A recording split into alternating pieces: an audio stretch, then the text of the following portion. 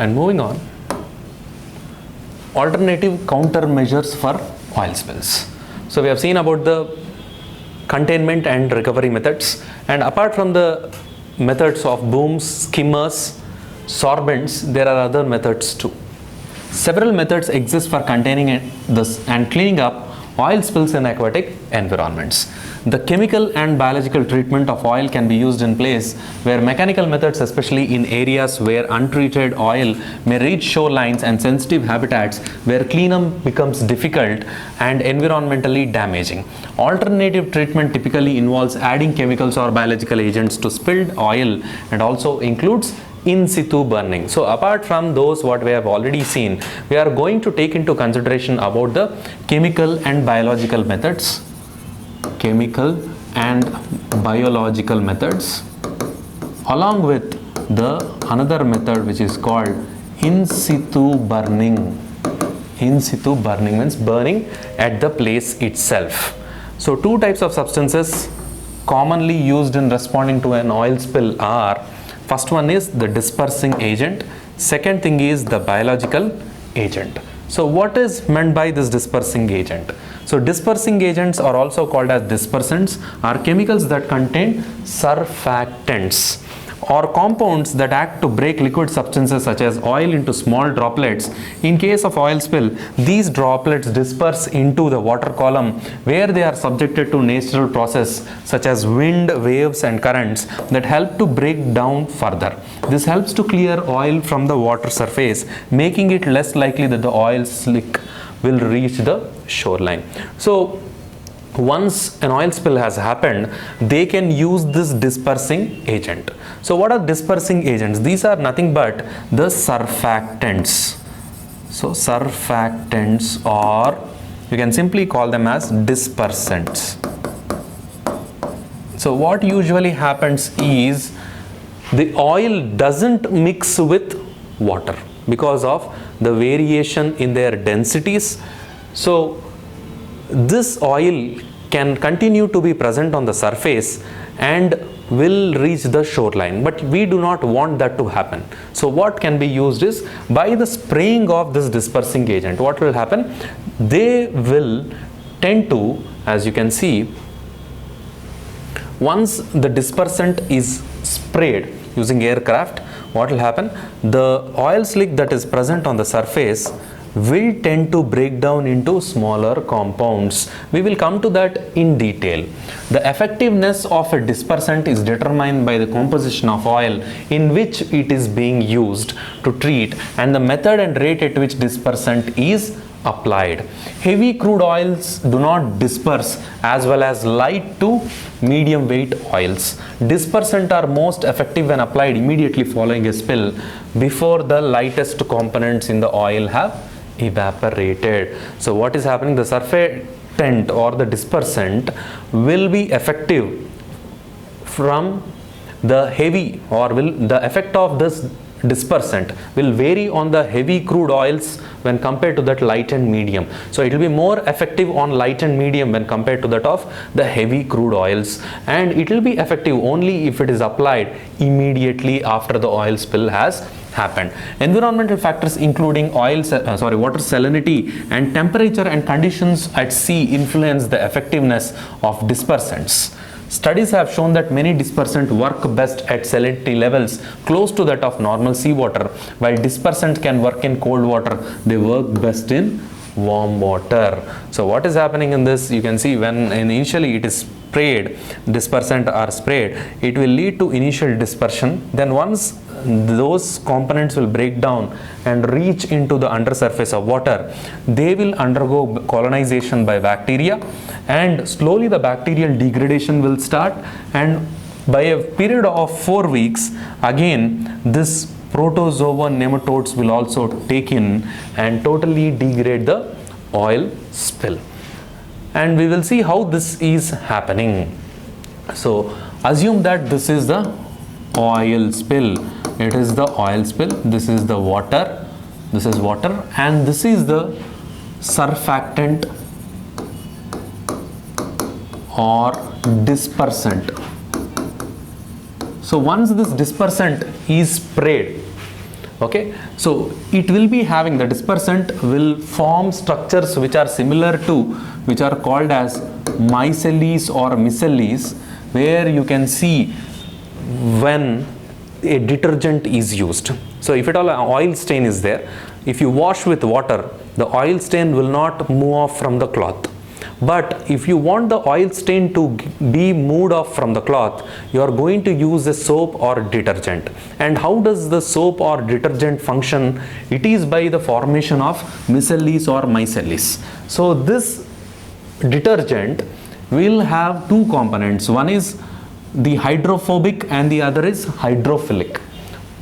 The hydrophobic, if at all you see, hydrophobic means it doesn't like water, which is nothing but it likes oil, oleophilic, and then hydrophilic.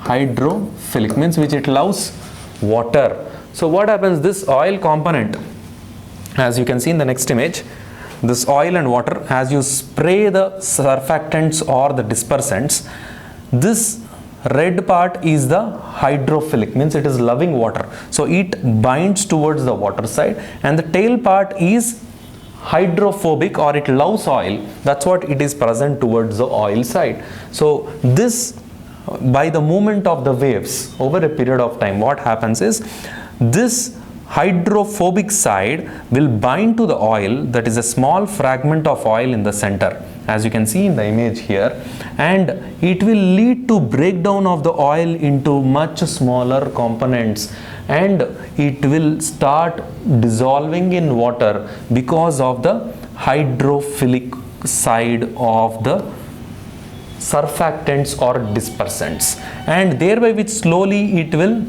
start moving down into the water, where then the bacterial action will start. So this is how the surfactant or the dispersant will usually work. So what are the advantages of an oil dispersant? So if you see, they can be used in stronger current and in rough seas. So if you use of booms, example, if you talk about the booms, you can't deploy booms in where there is a rough sea, that is the movement of the waves is very violent, but this oil dispersant can be used even when the waves are moving at a higher intensity. Then as it removes the water from the surface, it reduces contamination of water, birds and marine animals. So here, from the water surface, whatever oil that is deposited, that will be removed, because it will form into small components and it will break down and move down to the, from the surface to under surface, thereby which protecting the marine birds and animals. It stops the carryover of oil by wind to the shoreline and beaches. So if at all oil is present as a layer, as a slick, oil slick on the surface, there is a threat that by the motion of wind, it will get displaced and move and reach the shoreline. But by breakdown, it doesn't tend to reach the shoreline. It is one of the quickest methods of fighting an oil spill. So immediately if they spray the dispersant, immediately oil spill will break down, go down, and thereby which it can be addressed. Then it restricts the formation of oil water emulsion. Once emulsions are formed, they will be difficult. Like we have seen the water in oil emulsion, which is nothing but called as chocolate mousse. So this type of emulsion, once it is formed, it will remain in the water for longer periods of time, including for several years. So it will also prevent the formation of this oil water emulsions. The use of chemical dispersant is not very environmental friendly, as these products may be toxic, but are most efficient method of cleaning oil spills. So this should be kept in mind. Dispersants are also chemicals. So to address the problem created by one chemical, you are using another chemical. So this is not environmental friendly, and it is also nothing but adding any other newer substance. What that is usually absent is nothing but a pollutant. But even though despite being a pollutant, it is one of the most effective method to combat the problem of oil spill. Then moving on, biological agents. So we have seen about the surfactants or dispersant, then moving about the biological agents. So biological agents such as nutrients, enzymes or microorganisms that increase the rate at which natural degradation occurs can be used for degradation, biodegradation of the oil spills. So biodegradation, what is it? It is a process by which microorganisms such as bacteria and fungi break down complex compounds into simpler products to obtain energy and nutrients. So don't think that the bacteria or the fungi, whatever that is, trying to degrade the oil in the oil spill is not performing that activity just simply, but it is performing that activity in order to derive nutrition and energy by doing so. So biodegradation of oil in a natural process that slowly over the course of weeks, months or years removes oil from the environment. However, rapid removal of spilled oil from shorelines and wetlands may be necessary in order to minimize potential environmental damage to these sensitive habitats. So natural process is going to take a longer time, but for having an effective addressal method, this should be fast. So if you take examples of biological agents, there are few examples we are going to take a note of. So there is a bacteria which is known as Alkanivorax borcumensis, okay, and Pseudomonas stutzeri, which is also a bacteria. So this is the image of the bacteria. Then Pseudomonas putida, it is also an oil-eating bacteria. Then Penicillium citrinum, it is a fungus. Then Candida digboyensis, which is a yeast, which is also nothing but a fungus. All these compounds are example of the biological agents that can be used to address the menace of oil spills. Then moving on, oil zapper. So what is meant by oil zapper? TERI, which is nothing but the Energy and Resources Institute in India, has developed oil zapper after years of research work, and partly this research work was supported by the Department of Biotechnology, Ministry of Science and Technology, Government of India. So what is this oil zapper? Oil zapper is essentially a cocktail of 5 different bacterial strains that are immobilized and mixed with a carrier material. And what is that carrier material? That is powdered corn cob, means the center part of the corn, whatever that is left after removal of the seeds. It feeds on the hydrocarbons present in crude oil and the oily sludge. Sludge is nothing but what is the waste generated in the oil refinery, and it converts them into harmless carbon dioxide and water by breaking down them, and the shelf life of this product is 3 months at ambient temperature. So ideally speaking, this oil zapper is nothing but a mixture of 5 different types of bacteria which feed on the oil and derive energy by breakdown of oil. So this oil zapper can be effectively used in oil spills. It has been already tested, used in various parts of India, and it has proved to be worthy. With oil zapper, a contamination of 20% can be taken care of in 2 months. That is, about 200 grams per kilogram of oil can be treated off. Then next thing is Oilivorous S. So we have seen the oil zapper, that is the first one. Second one is Oilivorous. So Oilivorous is nothing but it is also again developed by TERI, that is nothing but the Energy and Resources Institute, and it is an infinity version of the oil zapper. Means it has more power, more efficiency in dealing with the problem or menace of oil spills. It belongs to the same family of oil-eating microbes, but even has additional bacterial strain that can make it more effective against sludge and crude oil with high sulfur content. So that is about Oilivorous and oil zapper. Then what is meant by this bioremediation? Okay, so bioremediation is nothing but utilization of biological organisms as a remedy to a problem is called bioremediation. So this bioremediation techniques can help biodegradation process work faster. Bioremediation refers to an act of adding materials to the environment such as fertilizers or microorganisms that will increase the rate at which natural biodegradation occurs. Furthermore, bioremediation is often used as a mechanical oil recovery methods have been used. So when this biodegradation or bioremediation process comes in is after the mechanical methods of oil recovery are all utilized, then they will utilize the method of bioremediation, whereby which microorganisms are directly added, or the nutrients, that is nitrogen and phosphorus, that are required for this microorganism to survive are added to that area, so that the microorganisms can thrive in that area and carry out the activity of degradation of the oil, whatever that is left.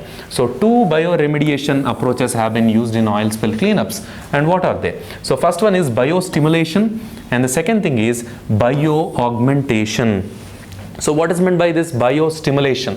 So here you can see how the bioremediation of petroleum hydrocarbons in the contaminated soil or water is done. So first, the hydrocarbons in the oil, whenever they are entering into the water, there the bacteria will degrade them, and once this bacteria, what are they releasing after degrading? It is carbon dioxide and water, and this will enter the water, which is a very good way to degrade the hydrocarbons. So what is meant by biostimulation? So it is a method of adding nutrients such as phosphorus and nitrogen to the contaminated environment to stimulate the growth of microorganisms that break down oil. Limited supply of this necessary nutrients usually control the growth of native microorganism populations. When nutrients are added, the natural microorganism population can grow rapidly, potentially increasing the rate of biodegradation. So here, biostimulation. So we are stimulating the growth of more microorganisms so that they can carry out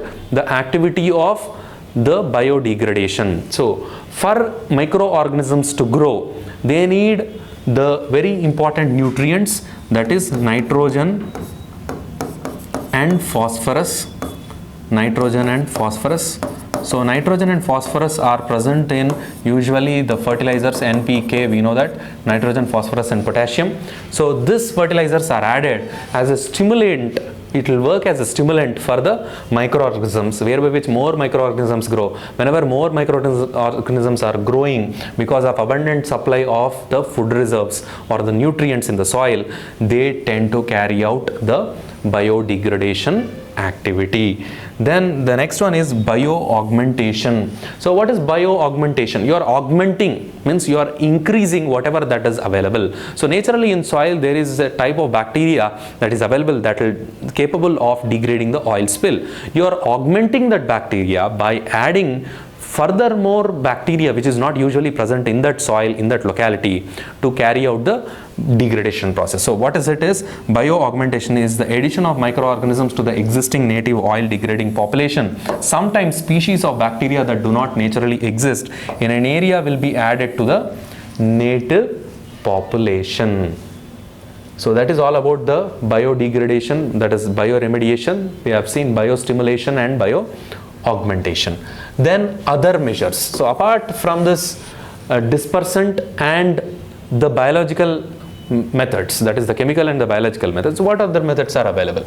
So other method is in situ burning. In situ means in the site itself. So what happens is in situ burning, you can see the image here, okay. So the crude whatever that is released is set fire. So it can be used when oil is spilled on the water body or on the land. In situ burning is typically used in conjunction with mechanical recovery on open water. Fire resistant booms are often used to collect and concentrate the oil into slick that is thick enough to burn. So here fire resistant booms are put around the oil spill and the oil is set fire. So what happened? Many factors influence the decision to use in situ burning on land or coastal waters. Elements affecting the use of burning include water temperature, wind direction and speed, wave amplitude, thickness of the oil slick, and the amount of oil weathering and emulsification that have occurred. So this is a lot of pollution, but still when all the methods are used up, sometimes they can use this burning of the oil spills. And moving on, you can see other method is the use of elastomers. Okay, so what are these elastomers? Elastomers are polymers which are made up of long chain of monomers which are contained of carbon, hydrogen and oxygen, and these elastomers are characterized by high level of both viscosity and elasticity, and they are probably the most versatile material. And what is the benefit of having these elastomers? when ultra high molecular weight elastomers are dissolved in hydrocarbon liquids, the resulting solutions become highly cohesive under tensile strength. So what is happening? Already there is an oil spill, which are nothing but the hydrocarbon liquids, and in this hydrocarbon liquids, what is being done? You are adding elastomers, which will further increase, they already have the high viscosity, thereby which the resulting solution will have strong cohesive forces. Cohesive forces and adhesive forces. Cohesive forces are the attractive forces that are, or the binding forces between same substances.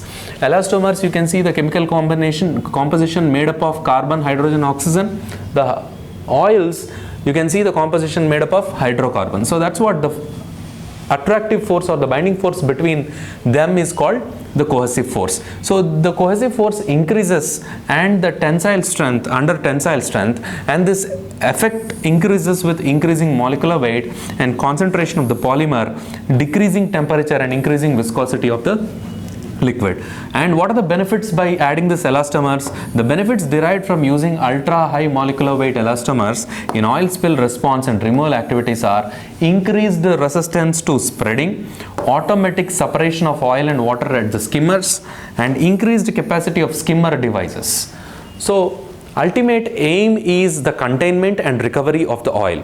So by using elastomers, by adding, what is happening, the containment of the oil spill can be done, because this high viscosity or high molecular weight elastomers prevent the spreading of the oil spill by increasing the cohesive forces between the elastomers and the oil spill. That is one benefit. And apart from that, in recovery, if at all you want to carry out the skimmer, that is the skimming process, that can be useful because the skimmers will be easily able to separate the oil and water in case when elastomers are added. So here you can see an image where a turtle is totally covered up in the oil spill. Then moving on, world scenario of oil spill. So if you see in the world scenario, there are a lot of cases where oil spills have caused a lot of devastation to the environment. So we are going to only take few examples of that. The Deepwater Horizon is a accident that happened in US way back in 2010. It was an accident that happened on an oil rig, which led to spillage of large quantities of oil into the water. Then the ExxonMobil accident in Nigeria of 2010. Then the recent Norilsk diesel fuel spill of Russia in 2020, and the Trans Mountain oil spill of Canada in 2020. These are the few examples. We are not going to go into detail of all those, but we are going to see only about the latest one, that is Norilsk diesel fuel spill. So if you see, the diesel oil from a huge spill in Russia's Arctic north has polluted a large freshwater lake, and there is a risk that it could spread to the Arctic Ocean. So what actually happened? The emergency teams are trying to contain the oil, which has now traveled about 20 kilometers north of Norilsk from a collapsed fuel tank. So why did this fuel tank collapse? Is because of the melting permafrost. So it is one of the worst accident of its kind in modern times in Russia's Arctic region. The oil started leaking on 29th May 2020. So far about 21,000 tons have contaminated the Ambernaya River and surrounding subsoil. Investigators believe that storage tank near Norilsk sank because of melting permafrost. So what is this permafrost? Permafrost refers to all the substances or all the surface that is frozen for a minimum period of 2 years or more. So if at all the soil or the surface has remained frozen for a period of 2 years or more, then it can be called as permafrost. Because this area Norilsk is present closer to the Arctic Circle, there is a lot of permafrost that is present over there. So on the permafrost, this fuel tank has been constructed, and because of the permafrost has melted, it led to the sinking of the fuel tank. So which weakened its support. The Arctic has had weeks of unusual warm weather, probably a symptom of global warming. The power plant where it happened is run by subsidiary of Norilsk Nickel, the world's leading nickel and palladium producer. So you can see, because of the global warming, which has been created by the human intervention, has led to melting of the permafrost. Because the permafrost has melted, the oil storage tank, that is diesel storage tank that is present on the permafrost, has sunken, leading to release of large quantities of diesel into the nearby river, that is Ambarnaya river, and leading to contamination threat that this spill from the river can enter into the Kara Sea, and from there affecting the Arctic region. So if you see the Indian scenario of oil spills, so the 2010 Mumbai oil spill, that is because of an accident, and the Ennore oil spill by collision between two vessels in 2017, and Assam oil and gas leak of 2020, the present. So this image depicts the fuel spill that has happened into the river of Assam. So this is an image where a Gangetic dolphin is shown, which is dead because of the toxic petroleum or this crude oil that has been leaked and ultimately catching fire, leading to killing of these animals. So the Oil India Limited, a gas well that belonged to this, which is number 5 at Bhajan in Assam's Tinsukia, where a blowout has happened on May 27. It triggered a continuing oil and gas leakage near the Maguri Motapung wetland. So wetland means where there is a significant amount of water, where the soil is submerged by the water up to certain level. And Dibru Shiakova Biosphere Reserve, and this was not assessed for its wildlife and biodiversity impact according to the Union Environment Ministry's document. There are 17 oil and 5 gas wells in the Bajang oil field. The field is located only 500 meters from the Maguri Motapung wetland, which is a part of the eco-sensitive zone of Dibru Shikova National Park. So prior to this incident, there were a lot of complaints lodged by the environmentalists who have agitated or who have shown their protest that there is a lot of threat by this oil exploration in these areas. So if you see how India is going to deal with this oil spills. So India is a party of the United Nations Convention on the Law of Seas, which is nothing but called as UNCLOS, and has the obligation to protect and preserve the maritime environment. So this UNCLOS, United Nations Convention on the Law of Seas, talks about how the maritime or how the sea should be utilized and how it should be protected. The UNCLOS is headquartered in London, and the 42nd Amendment to the Constitution of India obliges the state to endeavor to protect and improve the environment. So the 42nd Amendment has incorporated the Article 48A into the Constitution. And what is this Article 48A about? It talks about protection and improvement of environment and safeguarding of forests and wildlife. The state shall endeavor to protect and improve the environment to safeguard the forests and wildlife of the country.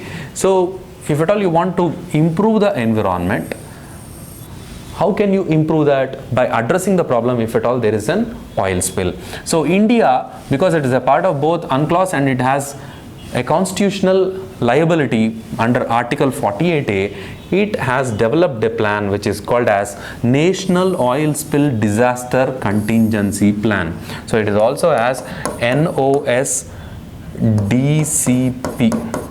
Okay. So National Oil Spill Disaster Contingency Plan. So this plan is aimed in order to meet the requirements in case an oil spill has occurred. Okay, so this plan is a measure of fulfillment of the obligation of the state under the law of Sea Convention and the Constitution of India, that is UNCLOS and Article 48A of the Indian Constitution. The responsibility for coordinating of maritime oil spills at sea was transferred to the Coast Guard from Directorate General of Shipping on 7th March 1986. So prior to 7th March 1986, the responsibility of dealing with oil spills was with the Directorate General of Shipping. But after 7th March 1986, this responsibility was transferred from the Directorate General of Shipping to the Coast Guard. Consequent to the transfer of responsibility, a draft National Oil Spill Disaster Contingency Plan, that is what, has been prepared by the Coast Guard and it was presented. So, the National Oil Spill Disaster Contingency Plan has been in operation since July 1996, and it brings together various parties. What are those various parties? The one thing is the Government of India itself, including that of the Indian Coast Guard, and the second thing is the state governments, including emergency services. Third, the shipping, ports and oil industries, all these together in order to address the problem of an oil spill if at all it takes place. The responsibility of the Ministry of Defence through the Coast Guard organization include matters related to. So what does the Coast Guard look into? So it is a central coordinating agency for combating oil pollution in various maritime zones. So if at all an oil spill has happened or oil pollution has happened, who is the coordinating agency? It is the Coast Guard, and Coast Guard will be under the Ministry of Defence. Then implementation of National Contingency Plan for Oil Spill Disasters. So we have already seen. So that is under the Coast Guard. Then surveillance of maritime zones against oil spills. So the surveillance is also done by the Coast Guard. Then combating oil spills in various maritime zones except within the jurisdiction of ports and oil installations. So anywhere in the maritime zones of India, if there is an oil spill, that will be dealt or that has to be addressed by the Coast Guard, except the areas which come in the jurisdiction of ports and oil installations. So if at all there is a port authority, if at all there is an oil installation, there is an authority, those authorities should deal with the concerned oil spill in their areas. But set apart from them, all the oil spills should be addressed by the Coast Guard. Then undertaking oil spill prevention and control, inspection of ships and offshore platforms in the country. All this should be done by the Coast Guard. So then coming to hierarchy of contingency plans. So contingency plans means how to deal with an oil spill. So you can see first basic thing is the facility plan. So facility plan is if there is a port, okay, and there is an oil spill, the port authorities will be available and they will be there to deal with the oil spill, and whatever plan they have is called facility plan. Then apart from the facility plan, the second thing will be in whatever district that is there, that district will also have a plan in how to deal with the oil spill disaster. Then apart from that, the district which is present in a state, that state itself will have a plan. So the sequence is a little bit wrong. Okay, so first facility plan, from there district oil spill disaster contingency plan, above that is the state oil disaster contingency plan, from there it is the regional oil spill disaster contingency plan, from there the supreme one is the national oil spill disaster contingency plan. So this is the hierarchy of contingency plans. Then threat of spills. So we have to see India, regarding India, what is the threat of spills? So India is the second largest consumer of oil equivalent primary energy in Asia Pacific region after China. So China consumes large amounts of crude, then second comes India. About 70% of the world's oil demand is ferried along Indian coastline. So Indian coastline means you have to understand the coastline of Indian subcontinent here. So the major ports in India handle over 7,000 POL tankers each year. So POL means petroleum, oil and lubricants. POL tankers each year will carry around 7,000 amounts of POL. Over 80 companies are in operation in 228 offshore blocks and fields, and the whole sedimentary basin is likely to be covered by exploration activities as of by 2015. So what this data talks about is, because a lot of crude or the fuel is being ferried along the coastline of India, that there is a threat of any accident or accidental spillage. And apart from that, because a lot of companies are involved in offshore blocks and field, that is exploration for crude oil. They are involving in exploratory activities. So whenever they are involved in exploratory activities, there is a chance that spillage of oil can happen. So the threat of oil spills to India is significant. Oil spills may occur from ships either accidentally or due to illegal operational discharges. Accidental discharges may involve the escape of bunker fuel or oil cargo resulting from a marine incident. So here the fuel with which the ships run is called as bunker fuel.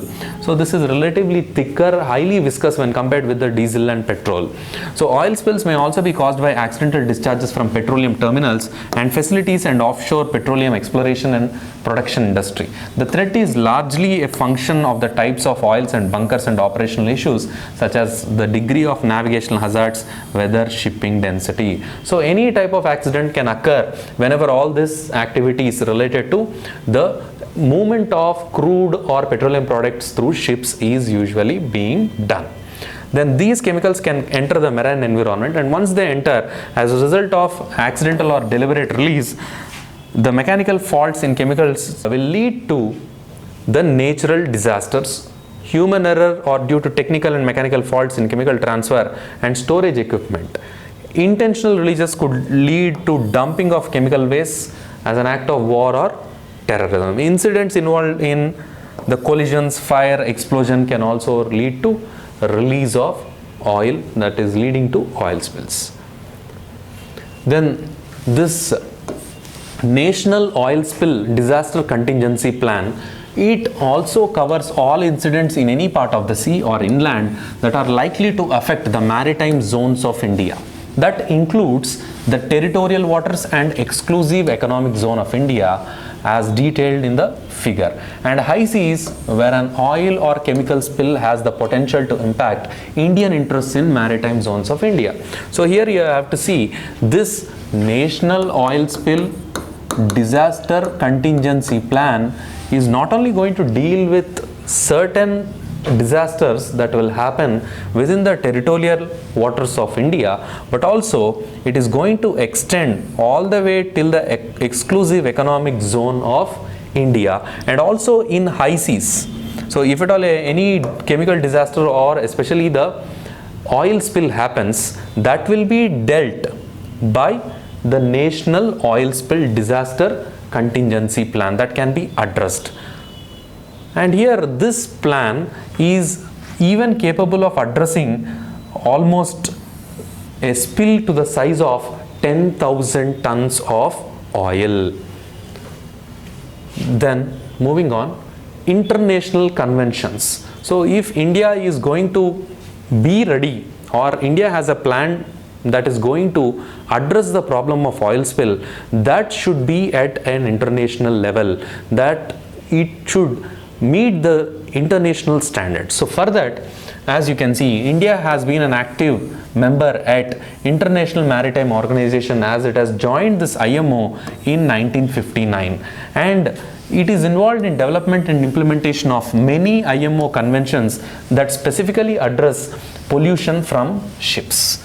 So this conventions, all these conventions are implemented by India by Merchant Shipping Act of 1958. So what all different types of conventions India is willing to take in, or India is obliging, is the IMO conventions relevant to this national plan are as follows. So first one is International Convention on Oil Pollution Preparedness, Response and Cooperation of 1990. Second one is International Convention relating to intervention on the high seas in cases of oil pollution casualties of 1969.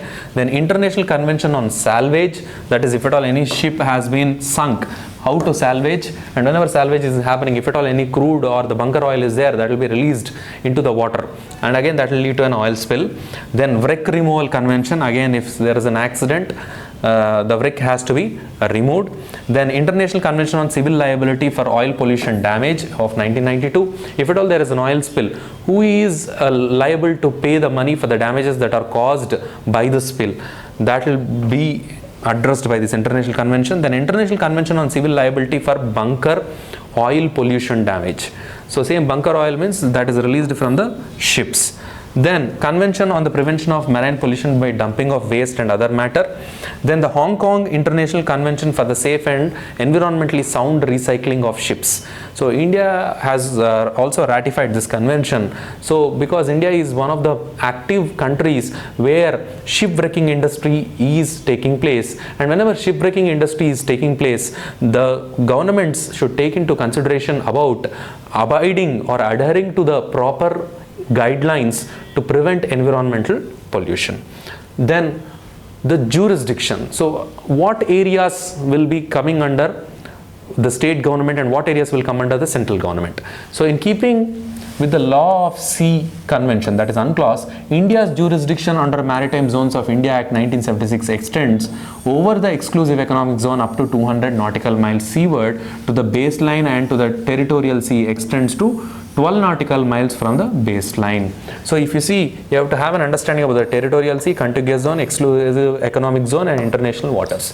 So if it is the baseline, that is where mean low water mark comes, and internal to that you have whatever water bodies you have are called internal waters.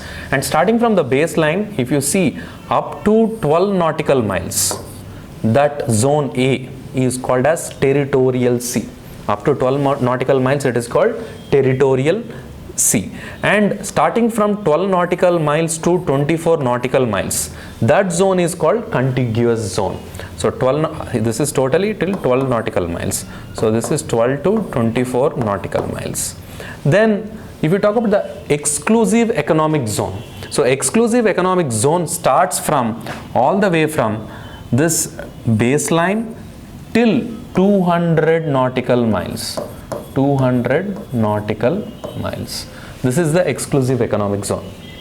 Then moving on, international waters, that is outside the high seas. If at all you talk about the high seas or open waters, that is after the exclusive economic zone, high seas. Okay. So the jurisdiction is varying if you talk about the territorial waters and the exclusive economic zone. So though exclusive economic zone includes the territorial waters and or territorial sea and the contiguous zone, the jurisdiction varies. The jurisdiction of the territorial waters is both by the state government and the central government, because this comes under the concurrent list. And the jurisdiction of the exclusive economic zone falls under the central government. Falls under central government. So both the union government and state government have concurrent jurisdiction on the environment and the territorial waters of India. The central government has jurisdiction in the exclusive economic zone. The state have jurisdiction over territorial waters, and the central government has jurisdiction over the waters seaward of this point. Although in some cases central government has jurisdiction over the whole of India. That is about the jurisdiction. So who is responsible, who is the nodal agency to deal with? That is the Coast Guard. The Coast Guard, which is under the government of India, will look into the safeguarding or seeing or addressing if there is any oil spill.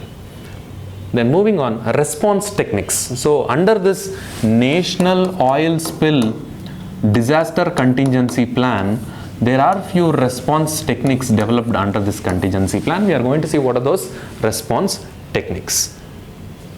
So response to gases and evaporators. So if at all an oil spill has happened, and as we have seen, the volatile gases will start evaporating. So if at all they are evaporating, it will lead to plume. Plume means, so assume that this is an area where oil spill has occurred. So slowly evaporation will occur and it will lead to formation of plume or a cloud. So when there is a plume, they will try to model the plume in such a way that it will not cause significant damage by explosion or so. Air monitoring and defensive strategies such as water sprays are commonly used to respond to gas leaks.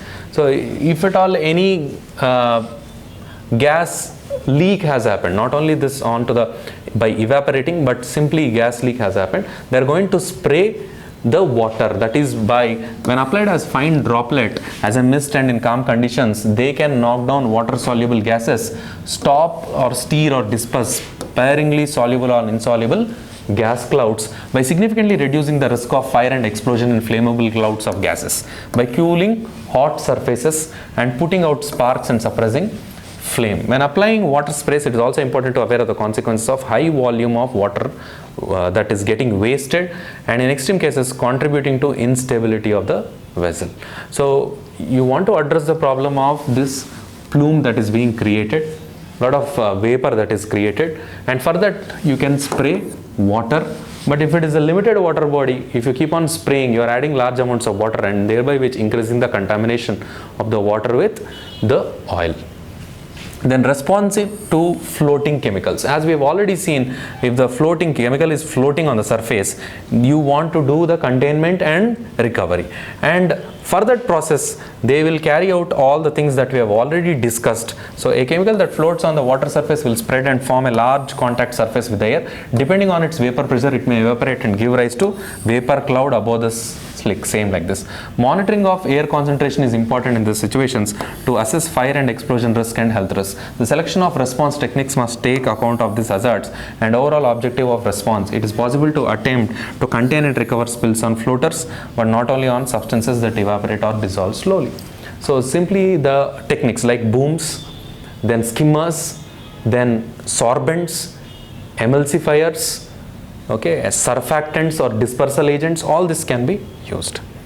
Then typical techniques, different types of techniques by which this can be achieved or whatever we have discussed. Covering the slick with foam. So foam is something that will prevent flaming or simply catching fire. This reduces evaporation and hence reduces possible fire and explosion. Then application of sorbents, we have already seen. So what will happen, the sorbents will just absorb. Okay, so sorbent, any sorbent material should ideally be oleophilic and hydrophobic. So such sorbents will be used which are in the mat shape or sausage. Sausage means cylindrical shape, which will try to absorb the chemicals or the oil spill. Then bubble curtains created by releasing compressed air through a perforated hose may be used to contain floating slicks in shallow and slow moving waters. So by creating bubbles, this will prevent, by agitating the water by creating bubbles, what will happen, that bubbles will form as a curtain preventing the spread of the oil slicks. Then conventional oil spill response like booms and skimmers may be used to contain and recover the spill from floating chemicals. The effectiveness of this technique depends upon the physical properties of the substance involved, and the equipment may not be able to deal with thin films. So even a skimmer, if at all they want to use a skimmer to recover the oil, the best result can be obtained if at all the oil layers are thick but not thin. If they are thin, again the skimmer will take in a lot of water when compared with that of the oil, and if more the viscosity, easy the recovery process, less the viscosity, difficult the process. Then response to dissolved chemicals. So what will happen if at all the chemicals are already dissolved into the water? So if they are already dissolved, then recovery process is a little bit not possible. It is very difficult. So we see the potential to contain and recover spills of chemicals that dissolved is extremely limited. It's highly possible to recover whatever that has been dissolved. Response techniques are generally restricted to forecasting their spread, monitoring and mitigation of their effects. Then in case of spills in shallow or confined waters, treating agent can include. So if the water is shallow, of less depth and limited area, a small pond or lake is there, then what are the methods that can be done? Neutralizing agents can be added, okay, or flocculation agents. So simply neutralizing agents or flocculation agents will break down the oil spill into smaller components. Then oxidizing agents, so that they can form large substances which can be easily taken out. Then the reducing agents, gelling agents. Gelling agents means it will turn into the gel solid type, thereby which it will prevent the spread of the oil spill. Activated carbon, so adsorption and absorption can take place. Then ion exchangers, so that this oil spill can be actively taken. So, but all these methods can be done, but in practice what happens is the use of these treating agents is often ineffective, as the dosage is difficult to estimate and recovery of the substance may be difficult. The dosage, you have to estimate the dosage for this amount of oil spill in this water, how much of the dosage of this neutralizing agent, flocculation agent, oxidizing, reducing or gelling agent is required. So as you cannot calculate it or come to a measure of the estimate so easily, it will be difficult. Curtain barriers may also be used to contain dissolved chemical spills in shallow and almost stagnant waters. Responses to sunken chemicals must consider not only recovery of the chemical itself, but the removal and treatment of contaminated sediment. So once, what is happening if an oil spill is there on the surface, slowly this oil spill will break down into components and ultimately come to the surface and form sediments. So if at all you are talking about dissolved oil, then what should be done? You have to even talk about the recovery of the sediments that are present, because these are nothing but contaminant in the water. So moving on, oil spill India. So what is this oil spill India? It doesn't mean that the oil spill that has happened in India, but it is an organization with the name Oil Spill India, which talks about how to restrict or how to bring all people on board in order to address the issue of oil spill. So if you see the Indian subcontinent, so here Indian subcontinent means, it doesn't mean only India alone, it means all the countries that are present in the Indian subcontinent, which includes Pakistan, India, Nepal, Bhutan, Bangladesh. So all these countries will come under the Indian subcontinent, and Indian subcontinent has a coastline of 11,555 kilometers, which has extensive maritime activities along the region. So if you talk about the only coastline of India, mainland India, it is around 7,500 kilometers. But here we are talking about the coastline of Indian subcontinent. And there is an exponential increase in maritime trade, exploration activities coupled with large quantum of liquid bulk cargo, including crude, petroleum, chemical products handled at ports. So if you see why this Indian subcontinent coastal region is having large quantum of liquid bulk cargo, that is because India, as we have already seen, India is the second largest importer of crude, which is following China. So because these two countries are present in Asia itself, and talking about the close proximity of China to India, this is the sea route where this trade is being usually taken place, and necessitates balancing developments whilst ensuring a sustainable environment. Environmental sustainability is also one of the biggest concern, challenge and obligation faced by global oil and gas and maritime industries today. So if at all, for you to understand, you can take the example of the International Maritime Organization, IMO, which is headquartered in Jamaica. So this IMO has given regulations regarding the reduction of sulfur content in all the ships starting from January 1st, 2020, that is reduction of sulfur in the bunker oil. So if at all they have to reduce sulfur in the bunker oil, they have to come up with engines which are more refined, that can accommodate or produce less pollution. So similarly, for you to understand, you talk about the BS4 to BS6. So this is an abnormal jump, and for this abnormal jump to happen, first thing, for reducing the pollution that is emitted, the fuel should be refined. That is, the percentage of sulfur when compared in BS6 to BS4 is significantly less. But to run on BS6 fuel, the BS6 capable engines also should be introduced, and that is very costly new technology. And similarly here, as per IMO's order, that the bunker oil, whatever that should be used in the ships starting from January 1st, 2020, should contain less amount of sulfur. For this to take place, the bunker oil refining process should also be changed, and also the engines which are capable of running with the new bunker oil should also be changed.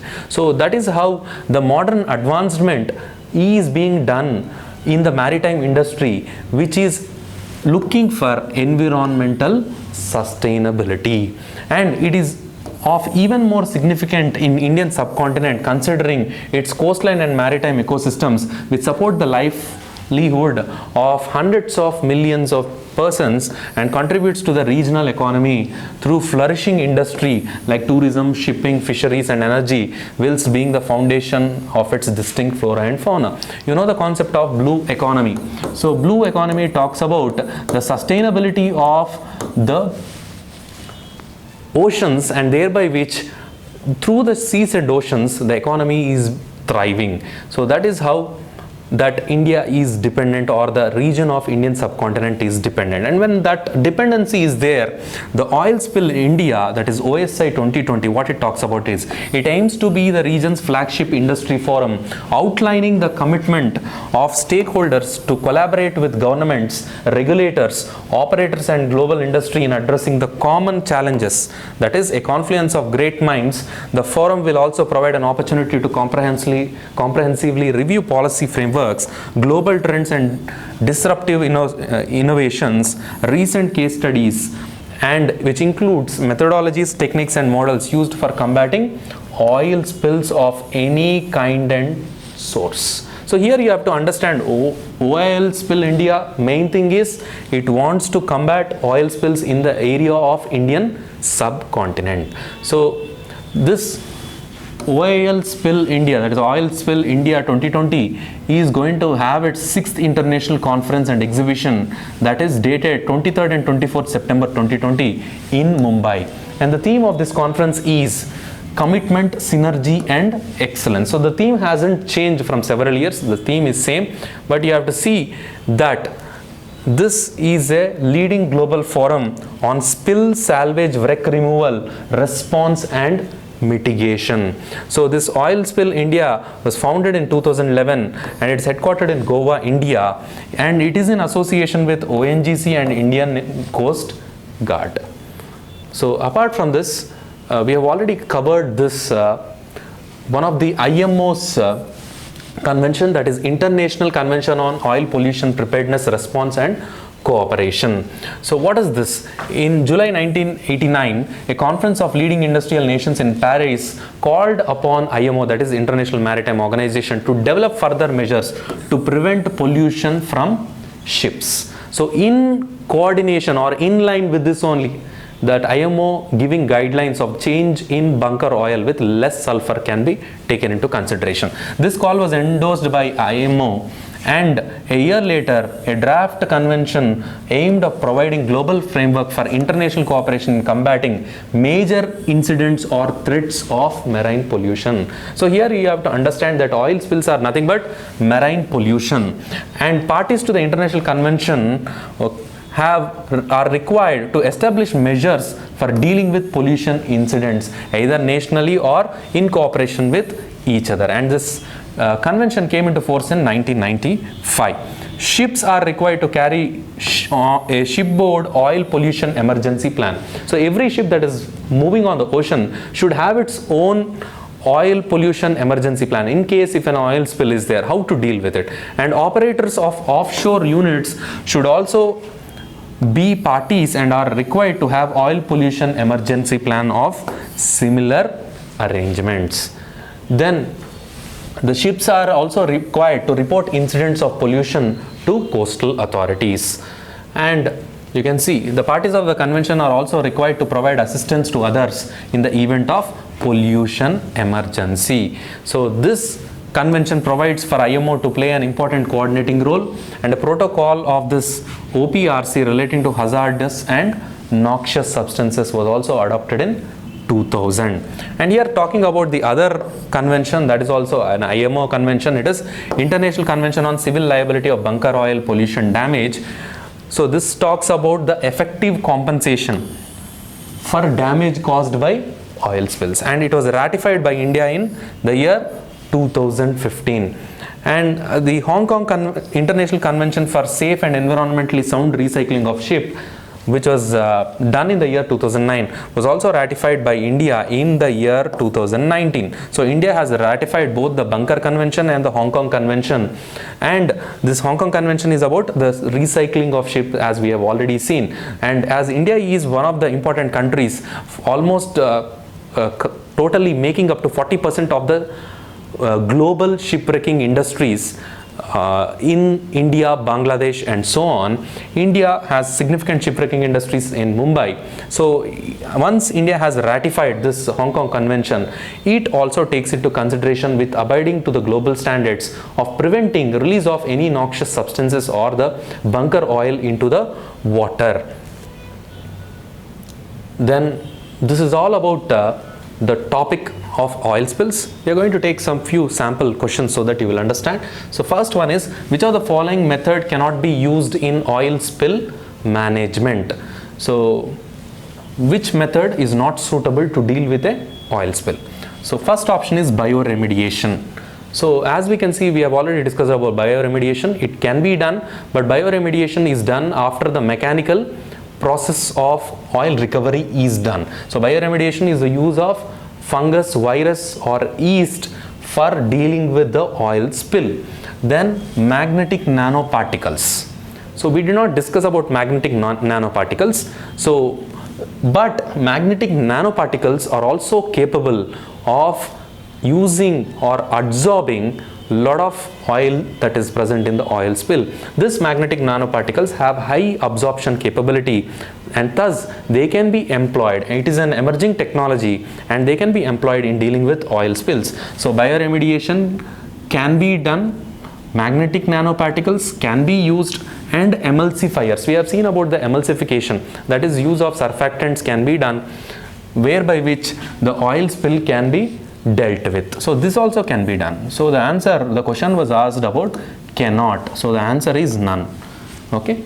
Then moving to the next question, which of the following methods of oil spill management does not lead to pollution? So we have seen various methods for oil spill management, and the question here is, of all these methods, which will not cause further pollution? So first one is in situ burning. So what is meant by in situ burning? It means burning at the site of the oil spill itself. So when you burn the oil spill, what will happen? It will lead to air pollution. So this is not. Here the thing is does not, you have to remember this, does not lead to pollution. So this does lead to pollution. Then addition of emulsifiers. So emulsifiers are also chemical substances that are added. So when to deal with a chemical, that is oil, you are further adding another chemical. So this chemical, addition of any substances that is not naturally found is pollution. So here emulsifier is also leading to pollution. Then dispersal agents. So again, dispersal agents are surfactants. So these are also chemicals. Though the dispersal agents are the fastest acting methods in dealing with oil spills, they are also chemicals, so they will also further aid in pollution. Then talking about oil zapper. So what is oil zapper? We have already seen that it is a method. It is a cocktail of 5 different types of bacteria that has been developed by Terry, and because it is nothing but the biological organisms, there is no pollution if you use oil zapper. So the answer is D.